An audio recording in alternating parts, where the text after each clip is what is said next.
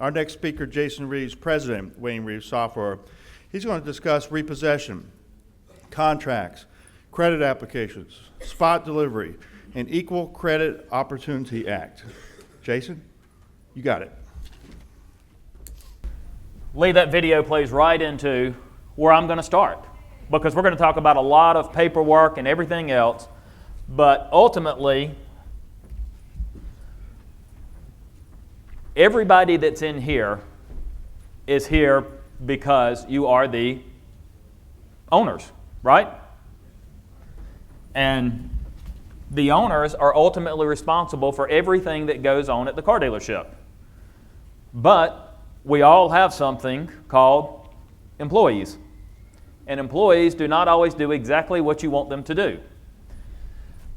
It is important when you're training your employees that you go over what you expect and explain to them the paperwork that you're using and how it should be used properly. So the first thing that we're going to talk about is a credit application. And I always say, this is my second time around doing the CE classes, this is the best time to review all of your paperwork. It's every other year. Go through and read it. We're not attorneys. We're not here to determine whether or not the paperwork is legal. That's what the attorneys do. But what you're here to do by reading your paperwork thoroughly is to make sure that you understand what is legal. Right? You don't want to be doing something that your contract says you can't do. You want to be following your contract and make sure that everything goes smoothly. So the first thing that we're going to talk about today is credit applications. And the credit applications are moving, obviously, online. So the first thing is, can you accept a credit application online? And the answer is absolutely yes. But if you accept a credit application online, make sure that it is sitting on a secure site, because the customer is trusting you.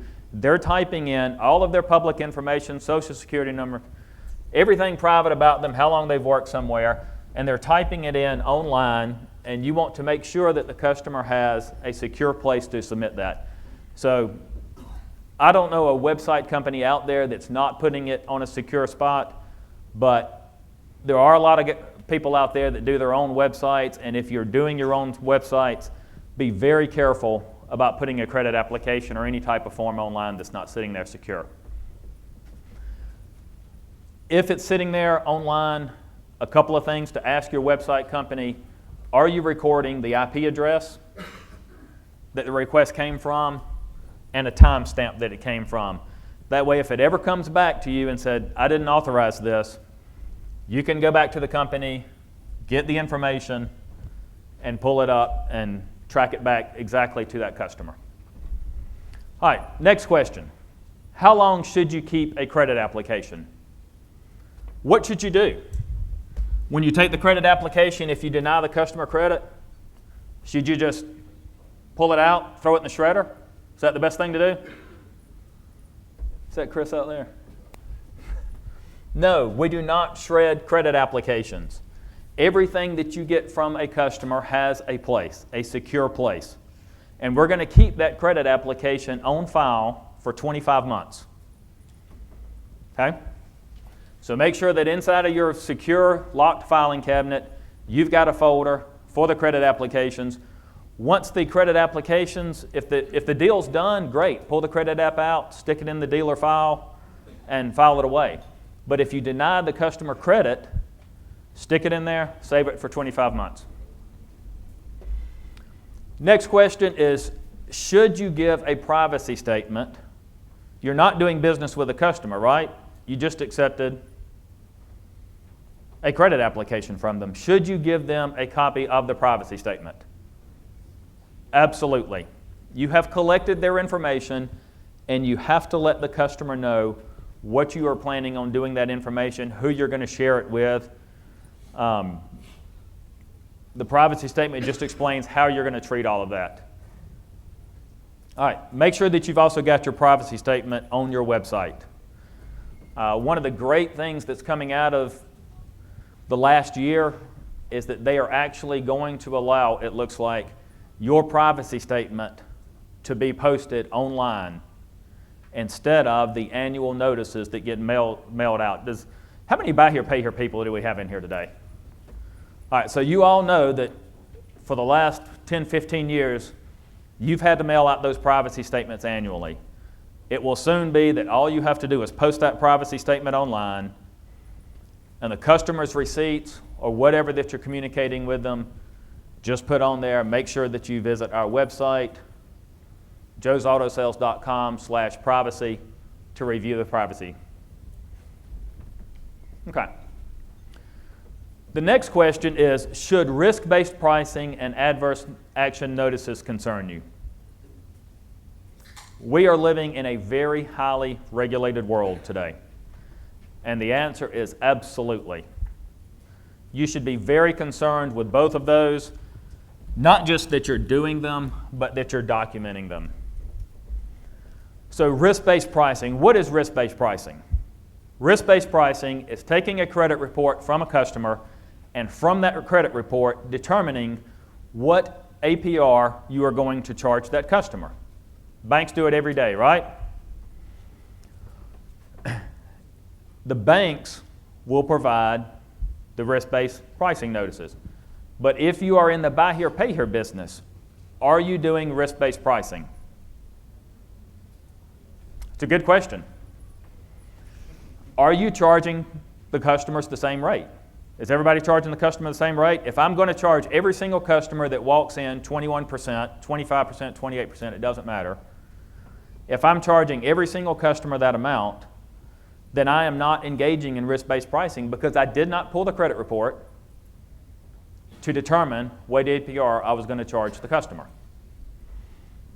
However, for those of you that are not in the buy here, pay here business, suppose that a customer walks in, you pull a credit report, and based on that credit report, you determine that you are not going to send it to a standard finance company. You're only going to send it to a subprime company, which is going to, by default, charge a higher rate. Have you now engaged in risk-based pricing? I think you have. Absolutely. So that's one of the things to definitely be careful about on the risk-based pricing. And finally, on the adverse action notices, an adverse action notice has to be sent out if you denied a customer credit based on their credit history.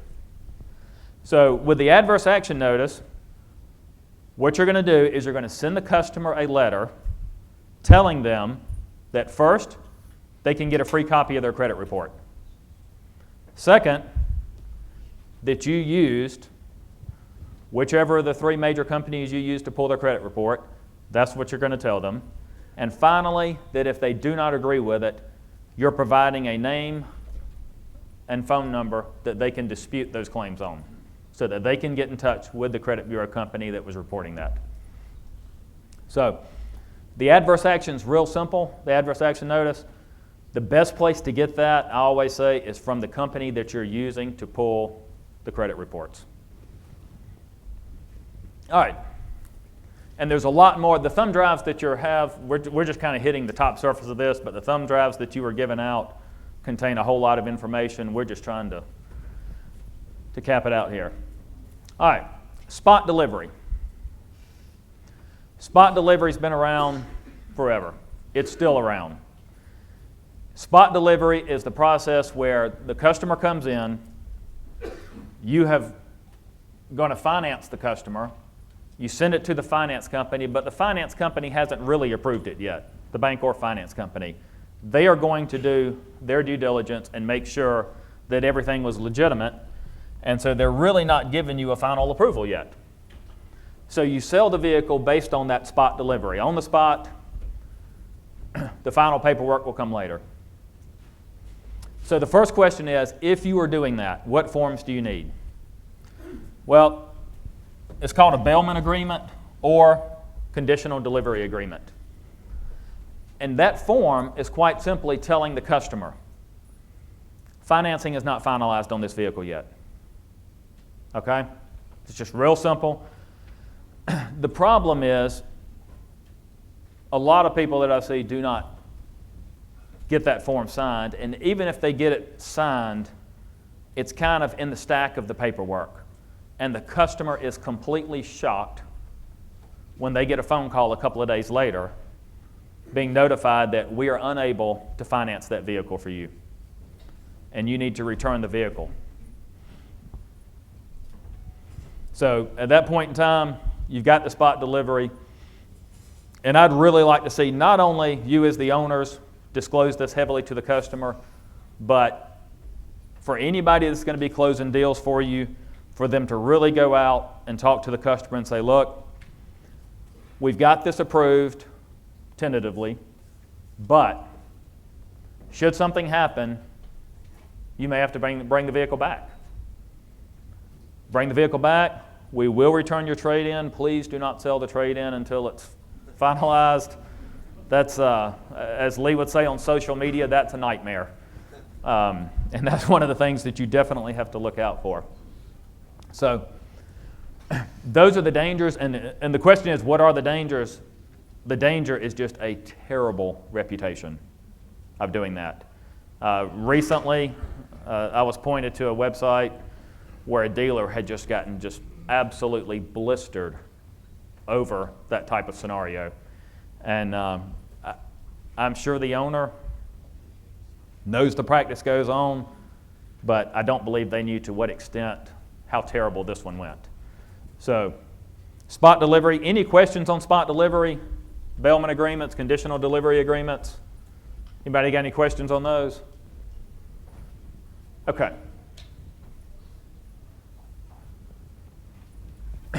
The next thing we're going to do is move on to retail installment contracts. One of the most important documents that you can use in a deal, and it's definitely one that I would review often, review with your employees, and during the closing agreement, you know, it's not one of those forms that should just be brushed over lightly. I know when I was in the car business, Wayne taught me the Fed box, the collection area, that's where you hammer down with the customer. At that point in time, you're not their friend anymore. You're the F&I guy. You're going to be the collector. It's important at that time to thoroughly go through the contract. So there are two types of interest that can be charged on a contract: pre-computed and simple interest. And this is a big deal. Most of you, according to what I know, are still using pre-computed contracts. They are the simplest to use, oddly enough. But a pre-computed contract is going to tell you when the customer leaves the finance charge that the customer is going to pay unless they pay out early, okay, with a net payoff. If they pay late, if the contract rolls on further, it doesn't matter. The pre-computed contract is set, and that's the finance charge that's going to be charged. Simple interest on the actual contract itself looks exactly the same because the initial computation is the same. The difference is that on a simple interest contract, the finance charge is going to be calculated from the day the customer made their last payment to the date they make their next payment. So that finance charge, that interest payment is going to vary wildly. People who are doing subprime financing, particularly buy here, pay here. I'm going to point to you guys because, again, that's the world I'm from. Our goal is to work with the customer. My goal was always keep the customer paying. It's okay if they're a little bit late. They're communicating with you. Keep it rolling. Keep the customer paying. Keep the car on the street. Well, for years, a simple interest contract will just brutalize a subprime customer because there are cases, and I see it over and over. I had a phone call 2 weeks ago in my office. The finance charge has just gone out of control. The customer had been paying for 2 years, and only a couple of $100 had come off of the finance charge. Why? High interest rate, 28%, and the customer had paid later and later every time. So The problem right now is the Consumer Finance Protection Bureau, and they're not a problem. Tom's going to disagree with me on that, where he is back there. But the problem is the regulations. The Consumer Finance Protection Bureau is going out, and they are fixing to really start hammering down on hidden finance charges. Certainly, not all buy here, pay here dealers, but for the most part, you know, the cars were priced and they weren't necessarily according to the book value. It was just basically what the market was going to bring, and that's where we priced the cars. The problem is now they're going to come out, I believe, and say that that car on your lot was $1,000 higher than down the street. So what we're going to do is we're going to tell you that you have hidden finance charges. And that's not the world you want to be in. So the car prices are going to have to come in line. Where you can make that up at in the buy here, pay here world is by charging simple interest. Okay? So a lot more on that on your thumb drive. Please take a look at it because there's a lot of good information on it. Finally, we're going to talk about repossession laws. When can I repossess a car? When they don't pay, when the customer's in default. What if you have been accepting late payments for 6 months? The customer got a little bit behind from the beginning, so you said, you know what, I'm going to work with you a little bit. You keep calling me, we skipped a payment, so now theoretically the customer is always a week behind. And one day you wake up and say, I'm just not going to do this anymore. I'm going to go repossess the car. Can you do that? No. You have altered the contract by accepting late payments. At that point in time, you basically have to send a letter to the customer telling them that even though you have made late payments in the past, we are no longer going to be able to accept late payments. Then you could go out and repossess the car. Once you repossess the car, there are 3 options to choose from. The first one, surrender a vehicle in full satisfaction of the debt. I call it a release form. If you don't ask, the answer will always be no.